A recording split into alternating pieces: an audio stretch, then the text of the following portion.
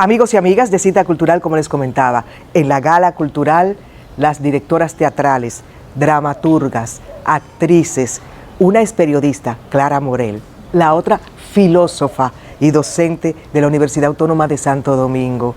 Y les comentaba al inicio de esta edición de Cita Cultural que eran las invitadas en nuestra gala cultural a propósito de la creación reciente del Sindicato de Teatristas de la República Dominicana. Bienvenidas, amigas, queridas artistas. Muchísimas gracias. Un gran honor. Gracias. Agradecer al Teatro Guloya que nos ha dado la oportunidad en este hermoso patio interior, ¿no?, del Teatro Guloya, una institución de décadas aportando al arte y al teatro dominicano. Bueno, agradecerle. Hay que reiterar los agradecimientos de siempre. Bienvenidas, amigas. Gracias, Yanela. Primera provocación. Oigan lo que encontré en los diarios de circulación nacional y en las redes sociales y medios digitales. El Sindicato de Teatristas de la República Dominicana convocó a una manifestación el pasado 27 de marzo frente al Palacio Nacional. Se realizó a las 9:30 de la mañana en defensa de derechos culturales. La protesta se llevó a cabo con motivo del Día Mundial del Teatro y reclamó el cumplimiento de la asignación presupuestaria al sector. Ha causado en los ámbitos culturales y teatrales gran sorpresa. Unos han criticado, otros tienen opiniones a favor, opiniones encontradas. ¿Por qué necesitamos un sindicato de teatristas de la República Dominicana? ¿De qué se tienen que defender los teatristas? ¿Y por qué a través de un sindicato? Bueno, muchísimas gracias por la oportunidad de hablar de esto para un público que sabemos que es muy teatral, cultural de tu programa. El sindicato surge, como bien dices, es joven, apenas cumplimos un año el 1 de mayo, pero digamos que cumplimos 2 años trabajando y fue producto de la pandemia. Al vernos un grupo de gente que no estábamos ensayando todo el tiempo, pues el confinamiento, algunos de los compañeros y compañeras nos reunieron como con esta idea de hacer algo, sea asociación, sea sindicato, algo. Y en el estudio de para qué son cada una de las instituciones, vimos que lo que queríamos era defender los derechos laborales del sector teatral y que eso es lo que hace un sindicato. Claro que hay unas dificultades de nuestro sector porque no somos un sector que trabajamos de manera general a nivel de dependencia, ¿verdad?, privada, sino que trabajamos en el sector independiente, profesionales liberales, como se le llama a nivel de la ley, que trabajamos a nivel independiente y que algunos también son servidores públicos, otros también trabajan en el sector privado, etcétera. Y que con esa diversidad, ¿cómo podíamos hacerlo? Y vimos que existe la figura en el Código de Trabajo de un sindicato de profesionales, bajo el cual podemos organizarnos y hacer lo que dice el mismo Código de Trabajo, que es estudiar las necesidades de nuestro sector y defenderlos. Para que esa fragilidad en la que nos vimos todo el mundo en la pandemia, de que, bueno, abandono total, a nuestra suerte, sin seguridad social, sin poder trabajar, sin acceso a ningún programa de rescate, pues que en otra ocasión similar no vuelva a ocurrir, y no solo en otra ocasión similar, sino que realmente antes de la pandemia también estábamos en una situación de mucha desprotección y que realmente podamos conquistar algunos mínimos en el reconocimiento de que lo que hacemos es trabajo. Claro. Un sindicato implica, Clara, un marco jurídico.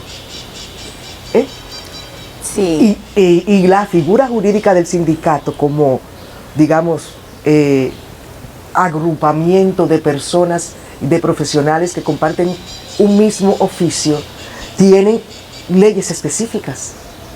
Es decir, que la construcción o la formación de este sindicato de teatristas tiene su basamenta jurídica.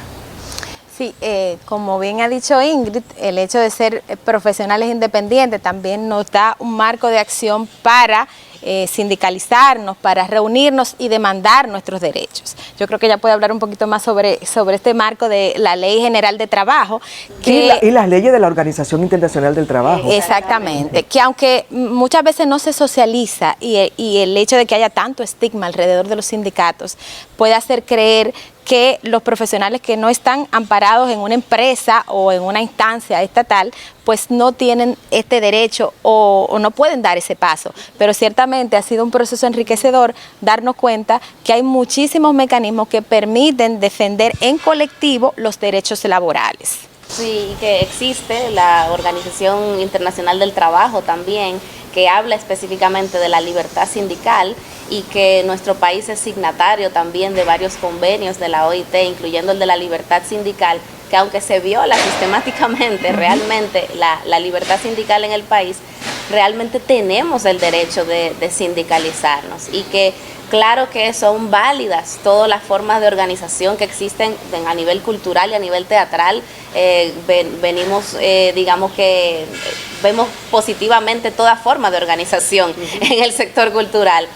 Lo que veíamos era la necesidad de el hueco que veíamos era precisamente el espacio de la sindicalización, desde el cual pudiéramos también agrupar no solo a quienes se dedican a la actuación, que ya tienen una agrupación, sino que también podamos unirnos los técnicos, quienes se dedican a la dirección, quienes se dedican a la confección de máscaras, al maquillaje, a la utilería, etcétera. Todos estos trabajos conexos alrededor del teatro y de las artes escénicas que realmente no teníamos un espacio para consensuar de manera colectiva nuestras necesidades. Para argumentar un poco, Clara Ingrid, un sindicato implica que hay un patrón o patrono.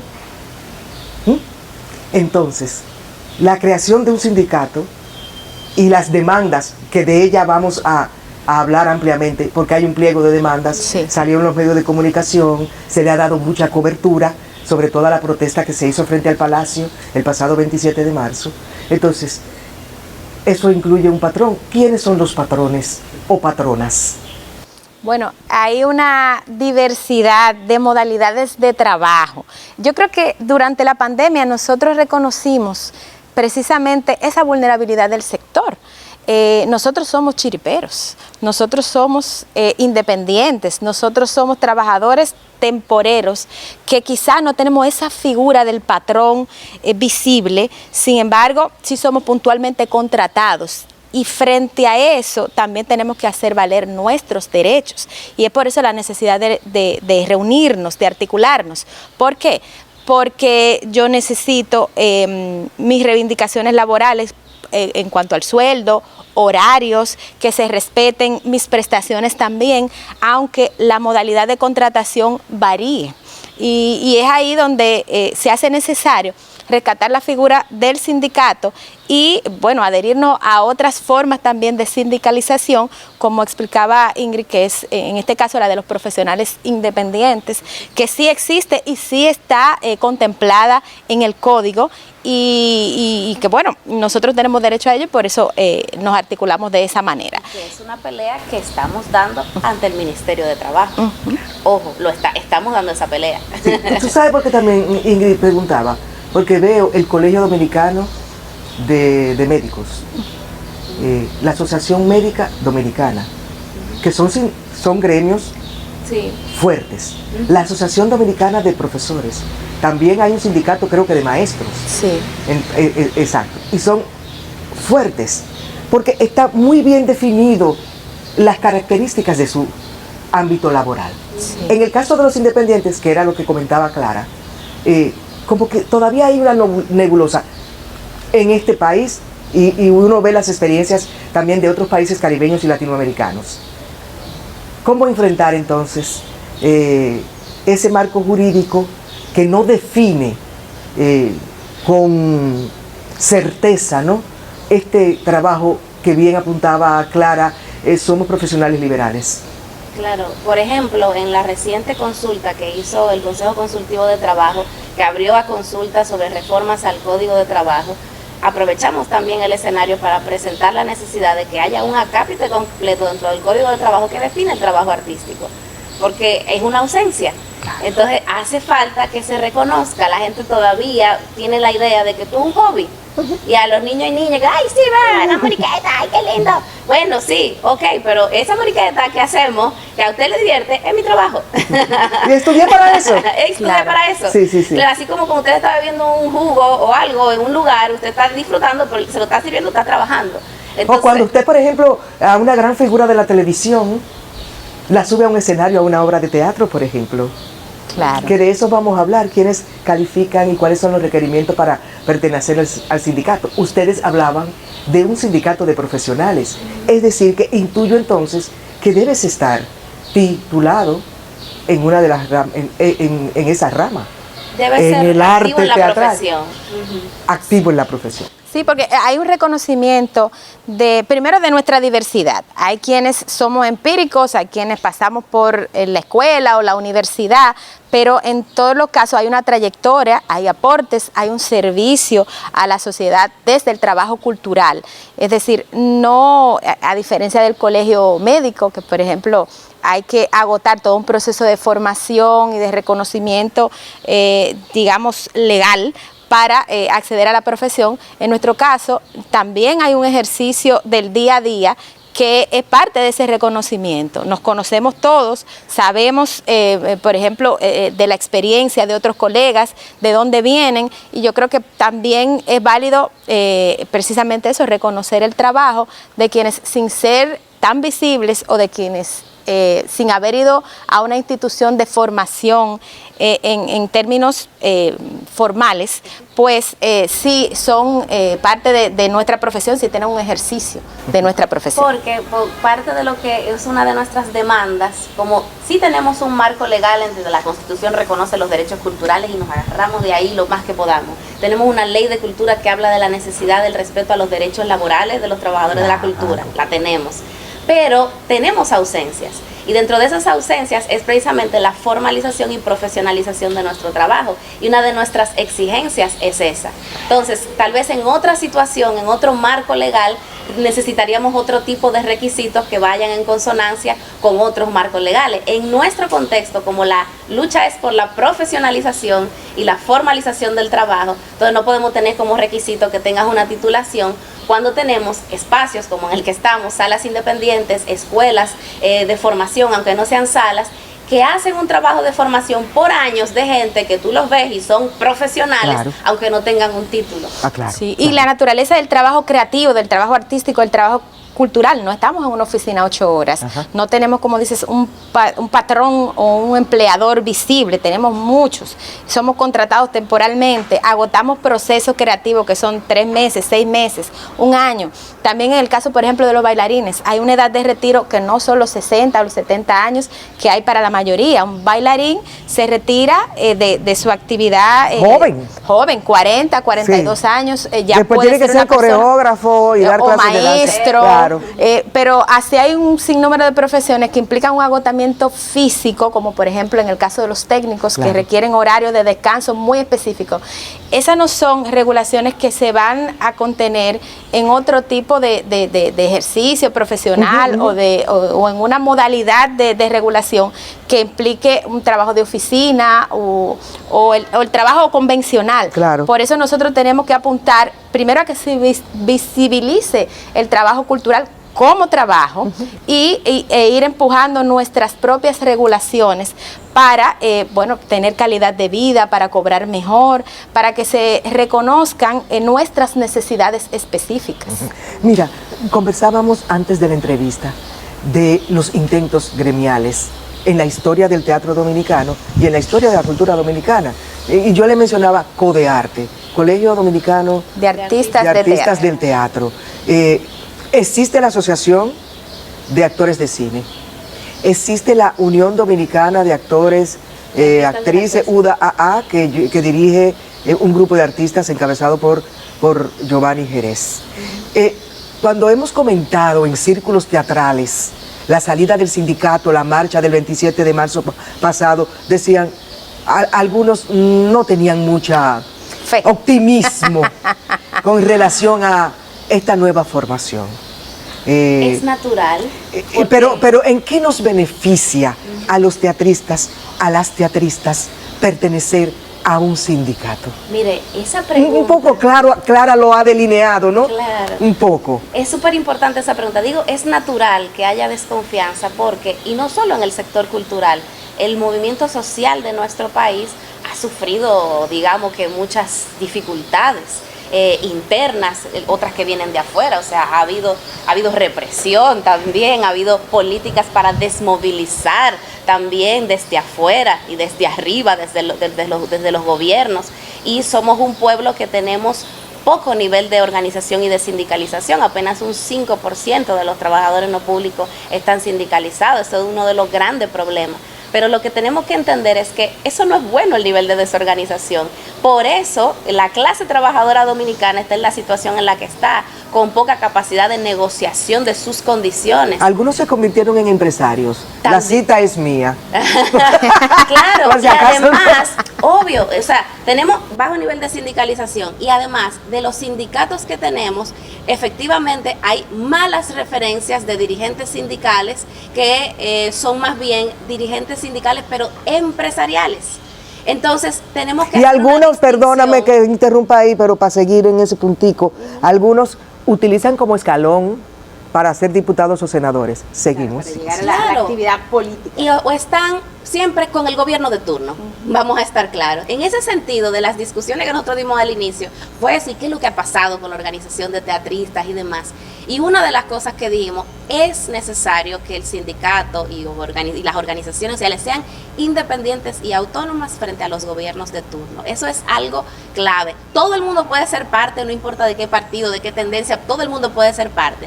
Pero la dirección del sindicato y su mirada y lo que haga tiene que ser independiente frente al gobierno de turno. Porque muchas veces se dice, no, que fulano hizo esto, fulano hizo aquello. Y la verdad es que es el colectivo que falla cuando falla fulano o cuando falla fulana. Porque si el colectivo no tiene mecanismos democráticos para consensuar y ventilar, mira, eso está mal, y usted va para afuera y eso no se puede hacer y demás, es el colectivo que ha fallado. Pero hace falta, ¿cuál es el beneficio? El beneficio no es porque precisamente por el marco legal débil que tenemos, no podemos decir todavía, mira, que de una vez ya tú estás aquí y yo te voy a representar ante esto de una vez. Eso va a ser un proceso. Pero lo que sí va a ser un beneficio, digamos, inmediato o mediato, es fortalecer la capacidad de discutir colectivamente las cosas. Y aunque estamos muy acostumbrados a, en mi obra mando yo, sí, pero en esto no.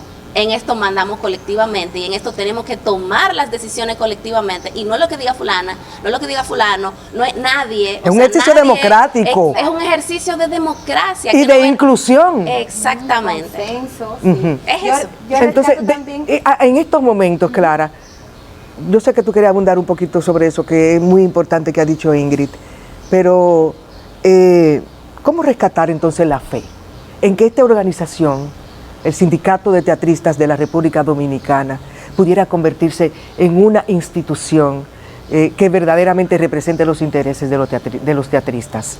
Como bien tú decías, en los diferentes ámbitos, público y privado, porque también, ¿hacia dónde van esas demandas? Que brevemente las vamos a resumir esas demandas. Al Ministerio de Cultura, al Poder Ejecutivo, a las instituciones oficiales, ¿a cuáles? ¿Hacia dónde van las demandas del sindicato de teatristas de la República Dominicana? Bueno, yo creo que el sindicato tiene en sus espaldas, en sus hombros, un trabajo de 2 años de un grupo de compañeros que han hecho primero una consulta. Yo creo que eso es bastante diferenciador. Una consulta, han hecho un diagnóstico de la situación de los trabajadores y las trabajadoras del sector cultural y específicamente del teatro, identificando las necesidades en un momento de absoluta crisis, donde estábamos vulnerables, y creo que ese sentimiento de unidad, de respaldo que hubo en ese momento de la pandemia, se tradujo en este proyecto, colectivo. Claro. Yo creo que el movimiento teatral siempre ha estado del lado de las mejores causas del pueblo dominicano, siempre. Yo creo que debemos darnos esa oportunidad de luchar por las nuestras también. Y bueno, que hubo errores en el pasado, que hubo intentos que quizá no prosperaron, eso también es parte del proceso.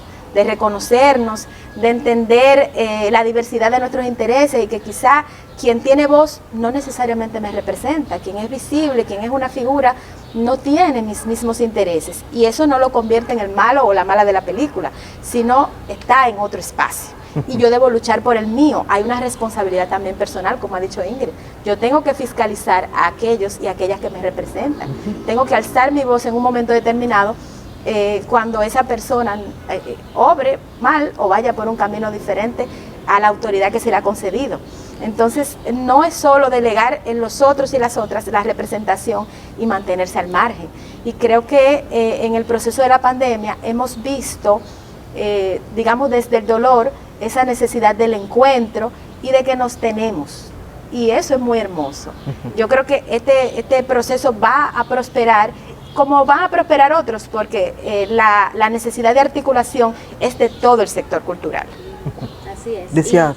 Sí, tú decías de las demandas, que hacia dónde se dirigen. Hacia dónde se dirigen. ¿Y cuáles son las principales demandas? Otra cosa, participar, inscribirse en el sindicato. Ahora un teatrista que nos esté viendo, un artista de la escena que nos esté viendo, que quiera acercarse a ustedes, ¿qué es lo que debe presentar? ¿Se cotiza en ese sindicato? ¿Cómo se financian las actividades de ese sindicato que apenas tiene 2 años? Como yo vi algunas y un año formado. Sí, bueno, partiendo de las demandas, digamos, en un principio, que fueron recogidas, como decía Clara, de donde salen estas demandas, en principio es una encuesta hecha a 155 teatristas.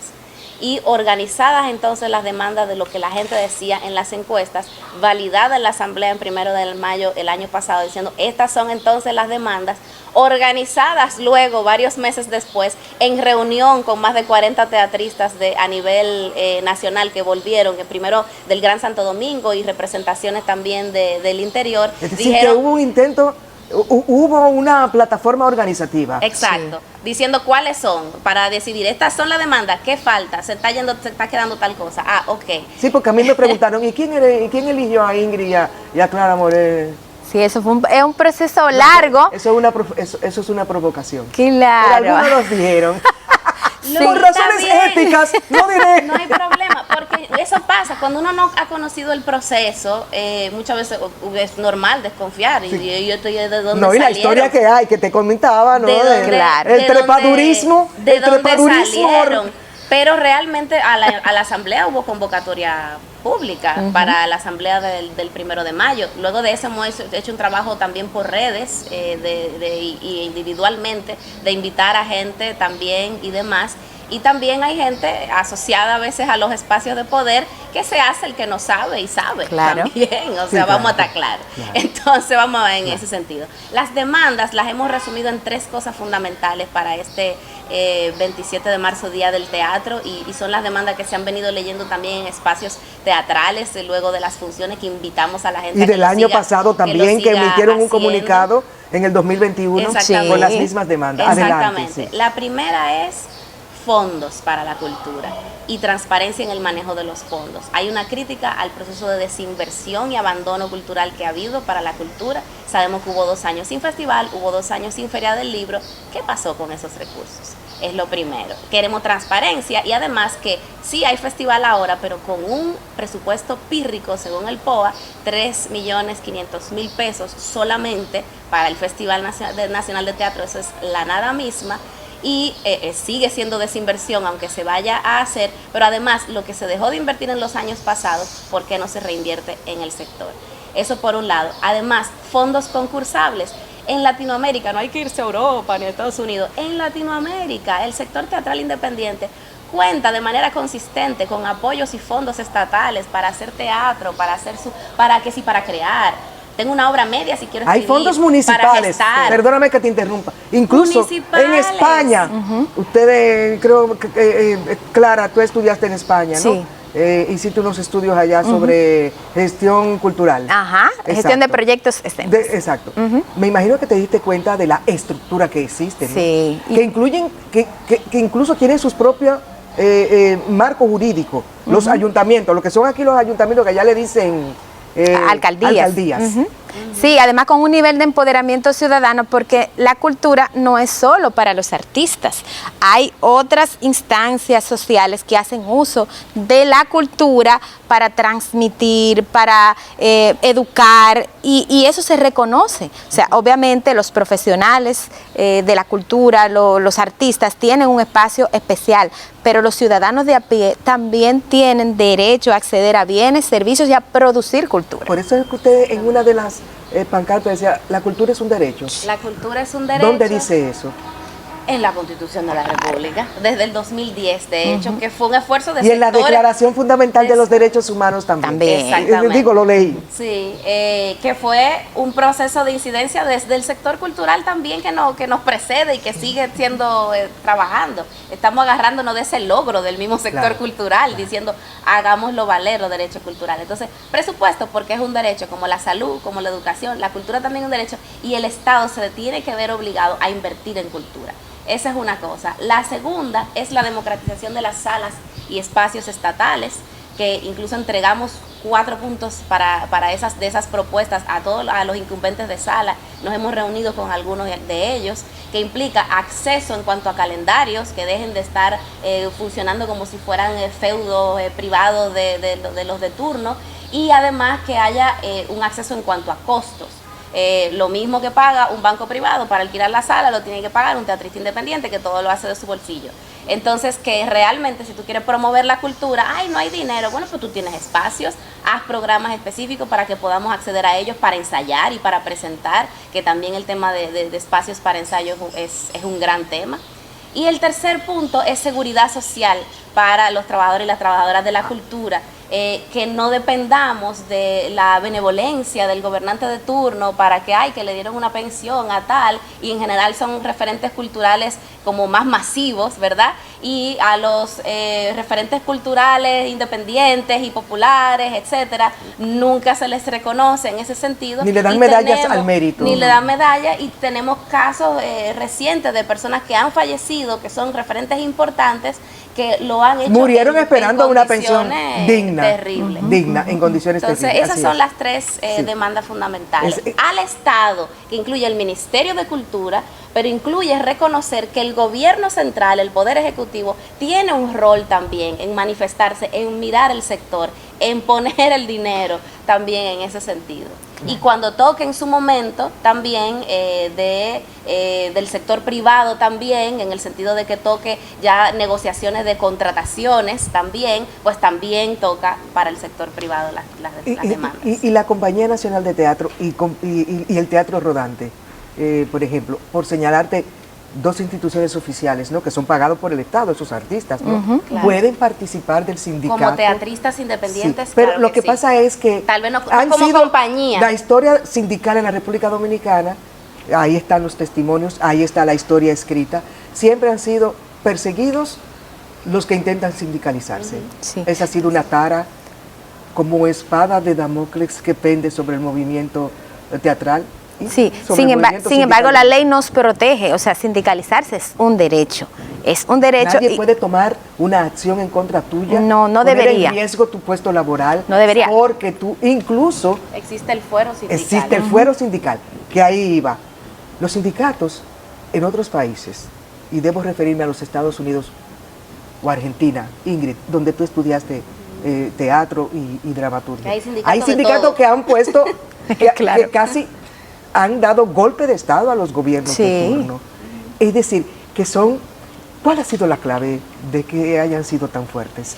Porque yo te comentaba de que Francisco Antonio Santos, un gran representante del movimiento sindical, decía que una de las taras, digamos, del movimiento sindical dominicano había sido la inclusión del partidarismo y de la izquierda dominicana en las organizaciones gremiales. Y eso lo dice alguien de izquierda, que era Francisco Antonio Santos. Entonces lo que estaban planteando de primero el tema del partidarismo, que es lo que decíamos hay que ser independiente. O sea, usted puede ser de lo que quiera, porque hay libertad, así como hay libertad de culto, hay libertad de asociación en partido político, todo el mundo puede hacer lo que quiera.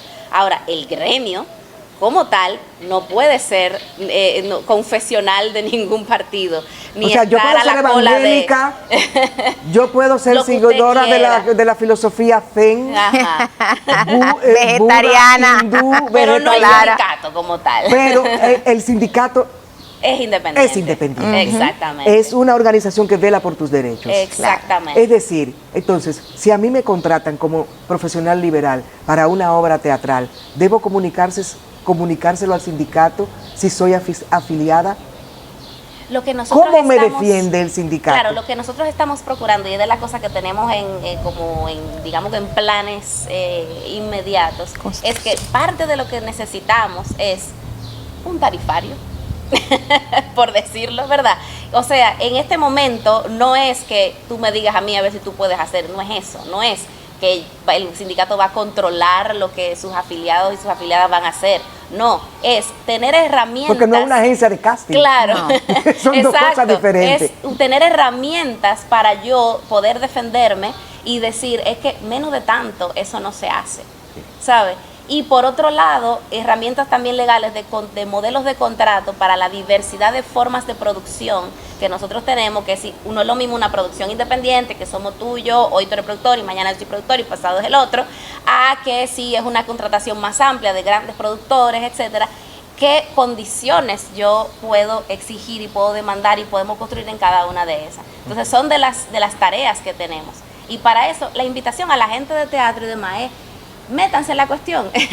Nosotros tenemos unas ¿dónde formalidades. caben ahí, Clara? Entonces, el teatro es un arte multidisciplinar. Sí. El escenógrafo, el luminotécnico, el ayudante de dirección, el productor, ¿caben dentro de los sindicatos? La boletera. La boletera, Que son Como el trabajadores. ujier, el utilero, todos ellos caben dentro de ese sindicato. No estamos hablando únicamente del aspecto creativo del ejercicio profesional, logístico, administrativo. O sea, nosotros queremos abarcar la diversidad de ejercicios, de profesiones, de aportes que hay desde el ejercicio del trabajo, ¿no? Y defender sus derechos. Porque, bueno, también hay hasta un sesgo de clase, un sesgo de... hay una cuestión hasta de ego. Los representados en el pasado eran las figuras, las personas que tenían una visibilidad y una prestancia social, y por eso también muchas de las experiencias terminaban mal, porque, bueno, quienes tenemos necesidad de tener una voz, de que se defiendan nuestros derechos, somos muy diversos. Venimos de abajo, tenemos diferentes edades, diferentes orientaciones, como pertenecemos a diferentes partidos políticos. Cuando hay un sesgo para defender los derechos de un grupo por encima de otro, eso desestimula al colectivo. Entonces nosotros rescatamos también un aspecto muy importante, que es la beligerancia del sindicato. O sea, nosotros nos defendemos nuestros intereses por encima de los intereses circundantes que hay también en la profesión. O sea, los empresarios tienen su espacio, tienen sus herramientas y tienen su manera de defenderse. Ese no es nuestro caso. O sea, no, lo que pase con el empresariado no nos compete, aunque quizá somos trabajadores. ¿Cómo se financia el sindicato de teatristas? ¿Qué planes hay? ¿Se va a cotizar? ¿Qué modalidad? Hablo de cotizar porque hubo actos de corrupción en muchísimos sindicatos, no de aquí, otras experiencias latinoamericanas y caribeñas, donde estas cotizaciones alguien deshonesto se lo echaba en sus bolsillos a nombre del sindicato. ¿Cómo blindar? Claro, ahí es la organización colectiva lo que blinda, porque la individualidad puede tener una situación moral específica, pero tiene que haber un blindaje colectivo para que eso se corrija y no sea... Cuando el gremio no es de nadie, sino que es una cosa colectiva que tiene una organización elegida democráticamente, claro, que fue el caso de ustedes dos, sí, que fueron elegidas en ese proceso. No solo nosotras dos, somos 9 personas que formamos parte del consejo directivo. Hubo un proceso, en ese momento fue virtual, y fue por formulario de Google, para decirlo, ¿verdad? Y estaba visible todo el tiempo lo que estaba pasando. Fue muy interesante porque gente que estaba en Santiago, gente que estaba en San Juan, gente que estaba en Barahona, y ahí estábamos, bueno, y es una dirección que dijimos es provisional. de un año solamente para el proceso de poder comenzar el papeleo y toda la organización de esto. O sea que en mayo nosotros tenemos elecciones que tenemos que comenzar a organizar ya, de hecho. Se van a presentar varias planchas. Exactamente, y se vaya a hacer ese llamado y demás. Entonces sí, en el sindicato hay cuotas, fue el tema que más se discutió en la asamblea del año pasado, fue ese. Yo no quiero terminar esta entrevista porque ya el señor Frank Pacheco, quien es parte de este proyecto, pero el presidente don Luis Abinader dio unas declaraciones en esa exposición formidable, Iván Tovar Inmersivo, donde dio un discurso y anuncia una serie de medidas en apoyo al arte y a la cultura. Ustedes emitieron un documento respondiendo. Bueno, primero nos sorprende el entusiasmo del señor presidente, quizás de haber estado un año antes en un momento de crisis donde nosotros necesitábamos de un apoyo fundamental.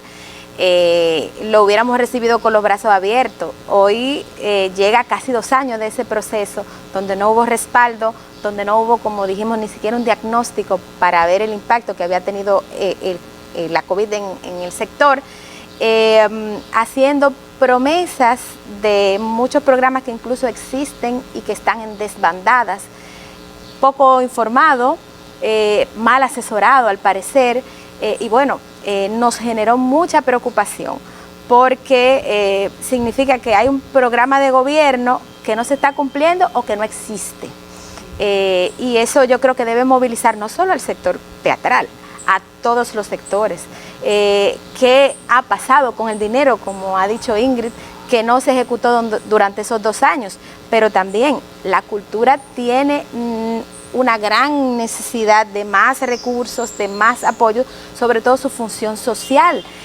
Las clases populares tienen derecho a acceder a servicios y a bienes culturales.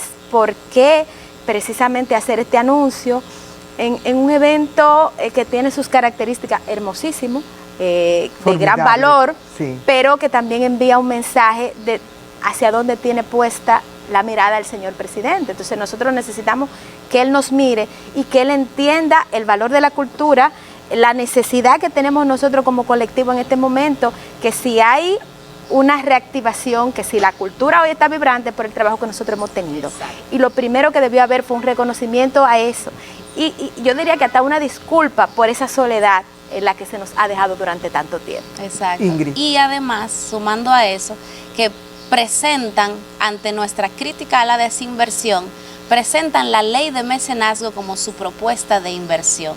Y hay que tener un ojo a eso. Uno, la ley de mecenazgo todavía no está en vigencia. Ni siquiera tampoco la ley de teatro. No. Que me faltaría tiempo para que habláramos de eso. Porque, ¿qué pasa con la ley de teatro? No, pero eso es un ojo. ¿Y cómo va a beneficiar a los sindicalizados en el sindicato de teatristas? ¿Por qué menciono la ley de mecenazgo? Porque además lo que ellos quieren decir es que ya con eso, cuando sí entre en vigencia, ya no se necesita más nada. Lo que quieren decir que para ellos no es importante, por ejemplo, una ley de teatro, y en nuestro caso apoyamos la demanda histórica del movimiento teatral de una ley de teatro.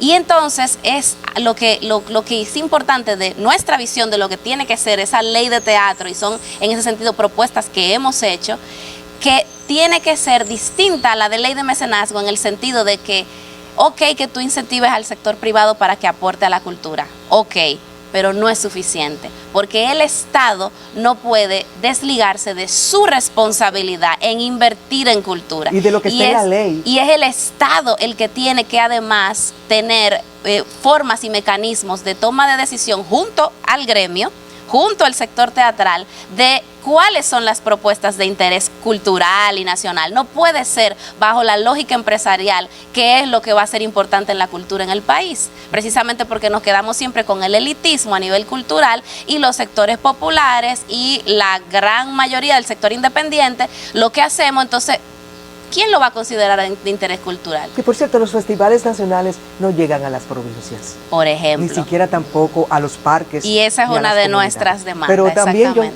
se me terminó el tiempo. Yo quiero saludar que 2 mujeres, una vez más, dirigen un sindicato. Y en la historia sindical de la República Dominicana han habido mujeres que han ofrendado su vida, su lucha, sus esfuerzos, defendiendo el derecho a la sindicalización. y pudiéramos mencionar muchísimas. No quiero que se me quede ninguna, por eso no menciono ninguna. Pero, por ejemplo, yo mencionaba a Eulogia Familia, Xiomara Guante, por ejemplo. Francisca Peguero. Francisca que es una Peguero. muy importante. Esas mujeres que dieron sus esfuerzos, abandonaron su familia en defensa del derecho a la sindicalización en nuestro país. Y ustedes dos mujeres, pues, qué gran alivio. Son varias, Y también con- está Isabel Spencer, Ani Samir, Raidiris de Champs, o sea, sí. Paloma Palacio, muchas compañeras que forman parte y Del que son comité gestor, digamos, y que son innegables artistas constantes, o sea, de trayectoria, de trayectoria. importante. Muchas gracias, Ingrid Luciano, filósofa, teatrista, dramaturga, directora, actriz. Aquí tengo a mi querida amiga Clara Morel, periodista, estudió gestión cultural en Madrid, España, dramaturga, también directora y una gran actriz. Encantada. Gracias. Desde el Teatro Guloya, esta gala cultural.